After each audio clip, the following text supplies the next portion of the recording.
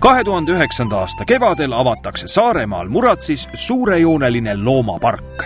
Kodu leiavad seal isegi lumeleopard ja kaelkirjak.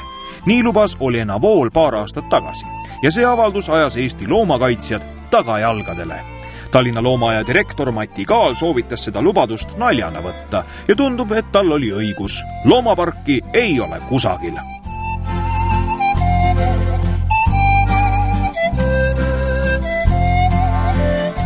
Loomapargi rajaja Olena Vool sattus laiema avalikkuse tähelepanu alla aasta tagasi, mil ta ühest Kuressaare linna Tehnika tänava mugavustega üürikorterist loomade turvakodu lõi. Naine taris sinna viga saanud loomi ja linde ning ravitses neid. Ta seisis oma ema kõrval, pea oli maas ja oli täiesti liikumatu ja tal olid sellised sümptomid, et nagu halvatud oli. Ja see oli kohutav ja krambid olid selle kitsetallel. 12 looma, 4 lindu ja voodis magav kits viisid toona korteri omanikku Vilma Läätsa endast nii välja, et ta näitas suure südamega naisele ust.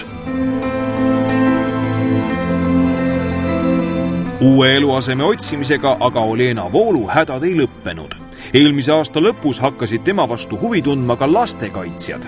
Inimesed hakkasid kahtlustama, kas loomadest hooliv ja jumalast pajatav naine mitte pisut peast soe pole. See oli kõige raskem üleelamine minu elu jooksul, et see oli tõesti laps emast, see on kuritegu nii väga suur.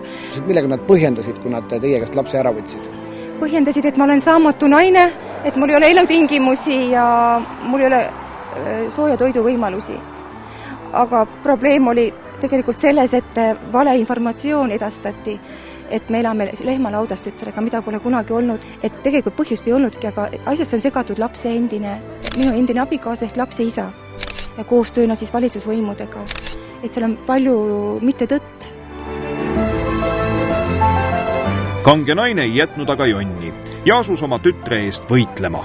See lugu lõi muideks laineid ka kaugel Ameerika maal. Üks väliseesti perekond saatis Olena toetuseks isegi Meie maa lehetoimetusse raha. Ka saarlaste endi arust oli tegu ülekohtuse ja julma sammuga. Olena võitlused kandsid lõpuks vilja. Selle aasta jaanuaris andis Harju maakohus õiguse Olenale ja ema ning tütar said jälle kokku. Lastekaitsjate ämbrisse astumine on siiski jätnud oma jälje. Kuidas tütar seda üle elas? Väga raskelt.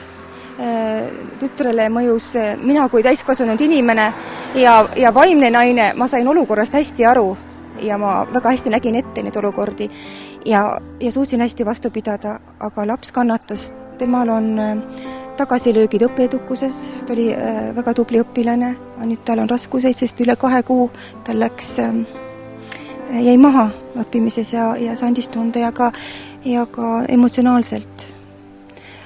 Ikka tulevad paanikahood ja hirmuhood ja ta kardab, kui keegi ikka ukse peale tuleb, koputab või helistab, võib-olla teinekord kardab ju isegi telefonikõnesid ja mina kui ema ma näen seda, et see on jätnud jälje. Üleelatud kannatused pole suutnud uskliku naise plaane siiski segi lüüa. Naine unistab ikka veel oma kaelkirjakuga loomapargi avamisest. Idee teostumine olevat tema sõnul praegu lähemal kui kunagi varem. Raha tuleb lähiajal, praegu on ettevalmistused. Oleme otsinud materjalid on olemas ja on lepingud sõlmitud vallaga. Valla käest on luba olemas. Oleme küttekehad välja juba valinud. Korraga see raha kindlasti ei tule. Aga siin on teised võimalused, kui ma olen omalt poolt juba nii palju teinud, siis on kohalik koostöökoda, kellega me oleme arutanud. Nemad otsivad võimalusi, kuidas toetada ja ka muud toetused, et kui mul on juba midagi tehtud, siis on juba midagi toetada. Ja nii see järk-järgult läheb. Tänaseks on Olena Muratsis renditud krundi aiaga piiranud. Aias kappavad aga vabalt ringi hobused. Olena räägib õhinal oma plaanidest. Minu eesmärk on puudutada inimeste südameid, et see park luua niivõrd ilusaks ja armsaks ja et kui inimene siia tuleb, siis ta lihtsalt tahab teha head, et ei taha enam selle halva sisse tagasi minna.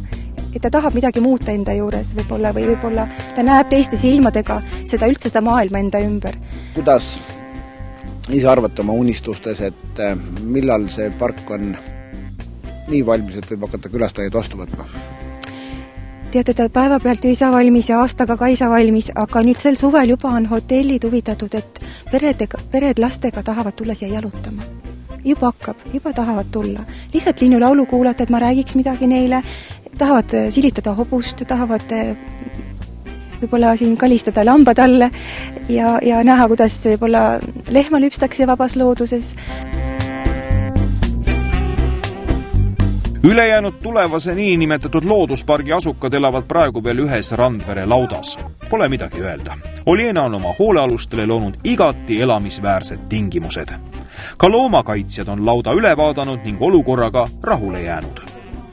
Loomakaitsjad oleksid isegi valmis Olenaga koostööks, kui naine loobuks oma hullumeelsest eksootiliste ja väljasuremisohus olevate loomade päästmise projektist. Metsloomade taastuskeskuse või Saaremaa lemmikloomade varjupaiga loomisele paneks nad ehk isegi õla alla.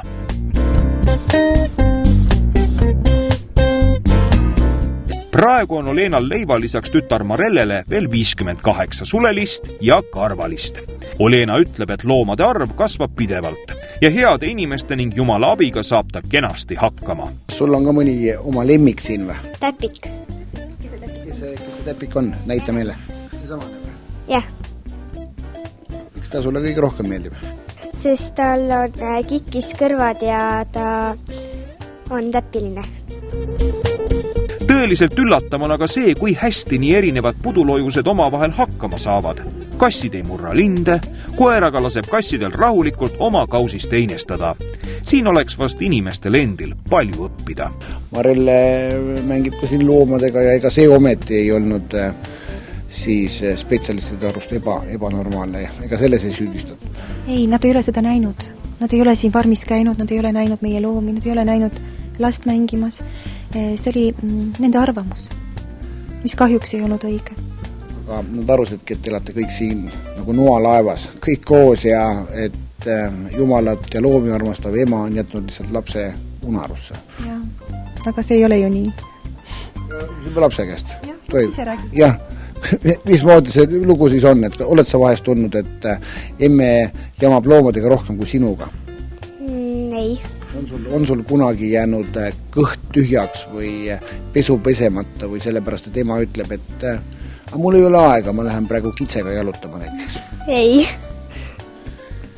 Et oma kodus on ikka kõige parem ja kui niisugune loomaaed on olemas, siis on vahva, jah? Jah. Kui täna tundub spetsialistidele Olena Voolu unistus loomapargist teostamatu, siis ehk peavad tänased Olena pilkajad ja teda hulluks tembeldajad üks päev punastama ja vabandama. Olenat aga kahtlejate arvamus ei heiduta. Loomapark saab kunagi kindlasti loodud, sest kogu üritusel on tema sõnul issanda õnnistus.